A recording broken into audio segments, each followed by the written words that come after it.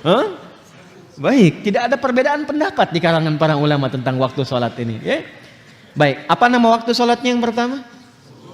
Subuh. Nama lainnya apa? Fajar. Perhatikan, ini satu-satunya saya sering katakan waktu sholat yang disebut dengan dua nama. Disebut dengan fajar dan disebut dengan subuh. Fajar itu untuk respon keimanannya. Jadi iman kita itu kalau mendengar panggilan yang telah Allah tetapkan, itu nanti ada konfirmasi, konektivitas dengan jiwa. Ini yang dimaksud Al-Anfal ayat kedua itu yang sering saya katakan, sering saya kutip, ya. Innamal mu'minuna alladzina idza dzukirallahu wajilat qulubuhum.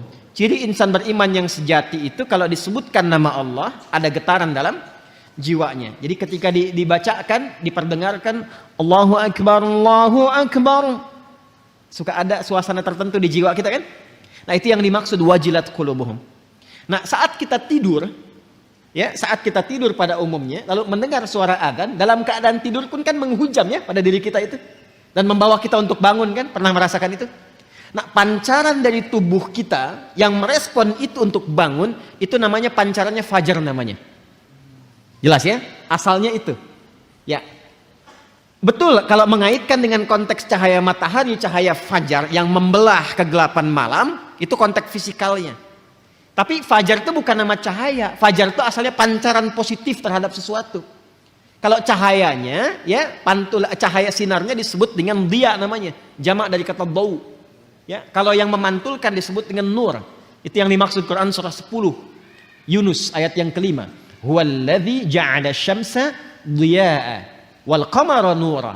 Dialah Allah yang telah menjadikan matahari bercahaya, rembulan memantulkan cahaya.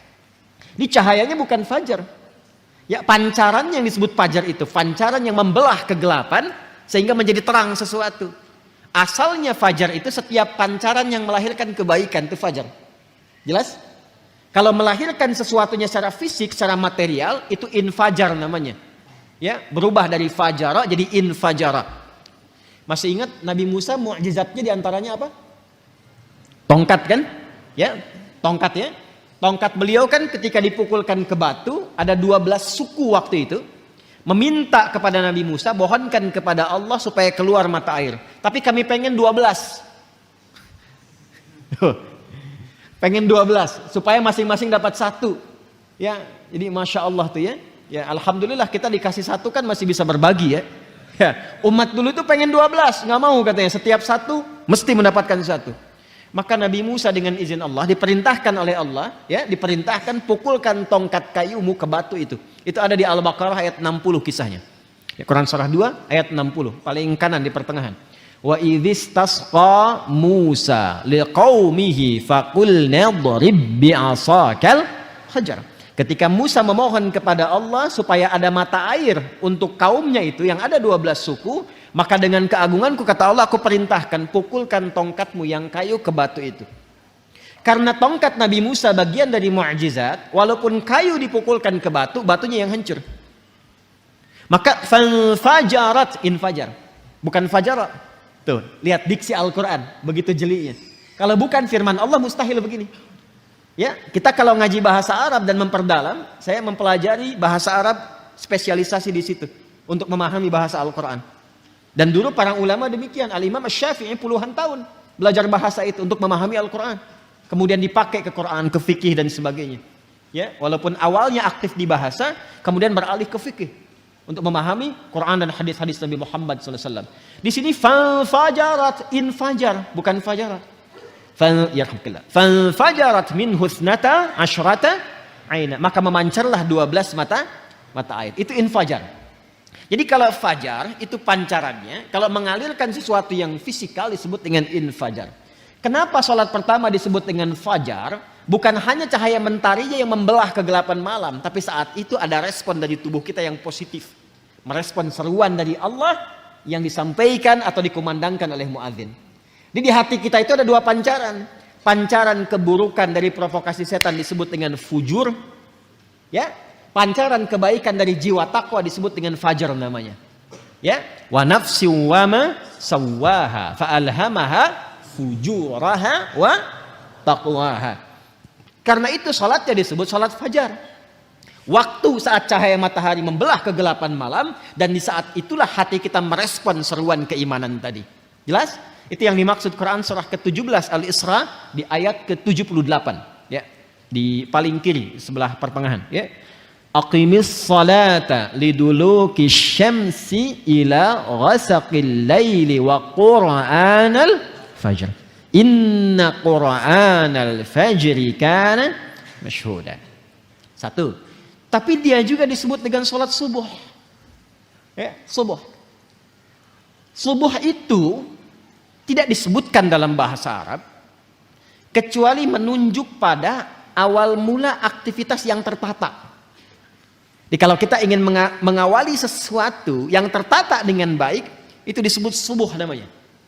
Karena itu alam saat mulai kali, ya, mulai kita akan mengalami di waktu pagi, kan mulai aktivitas kan? Ya, matahari mulai terbit kan? Akan ditata aktivitas kan?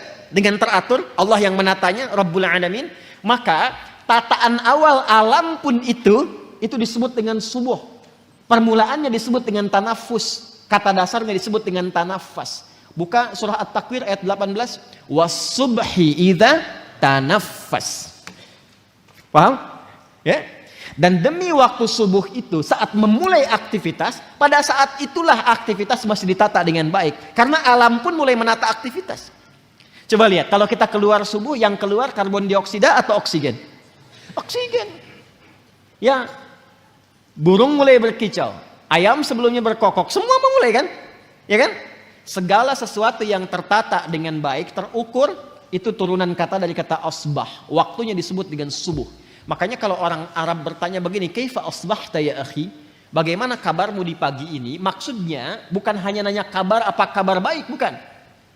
Yang dimaksudkan menunjuk pada keadaanmu telah siap beraktivitas saat ini. Sholat pertama kenapa disebut dengan sholat subuh? Untuk memberikan kesan insan beriman itu kalau bangun dari tidur, dia sudah punya rencana yang siap dieksekusi di hari itu. Makanya malamnya dicontohkan oleh Nabi istighfar untuk mengevaluasi kegiatan sebelumnya. Setelah itu, setelah dievaluasi, dimitigasi apa yang belum sempurna, besok apa. Itu yang dimaksudkan fa'idha faraghta fansab wa ila rabbika farghab. Direncanakan malamnya, kalau besok saya bangun, insya Allah saya eksekusi ini. Jadi sudah ada rencana. Makanya saat bangun itu, kita bawa rencana kita menghadap Allah, minta kepada Allah supaya apa yang kita rencanakan disetujui.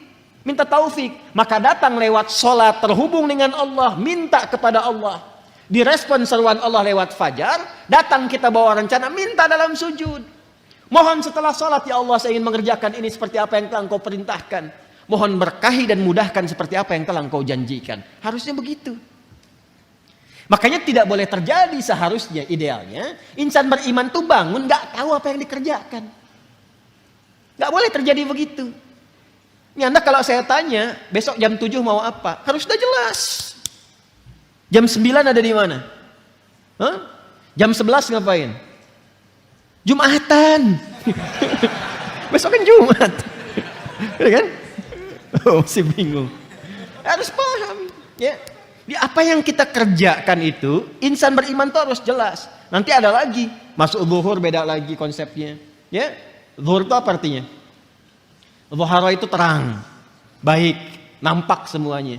Kenapa nggak disebut nahar? Padahal siang itu bahasa Arabnya nahar. Itu ada rahasianya.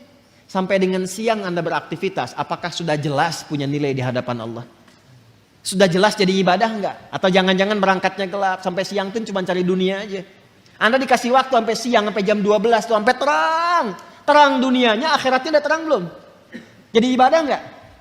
Anda yang kuliah berangkat pagi tuh, ba'da subuh, sampai ke kampus, jadi ibadah enggak tuh kuliah? Jadi di Islam itu semua punya makna. Tidak ada satu ibadah pun, bahkan namanya yang tidak punya makna, itu tidak ada. Semua punya arti.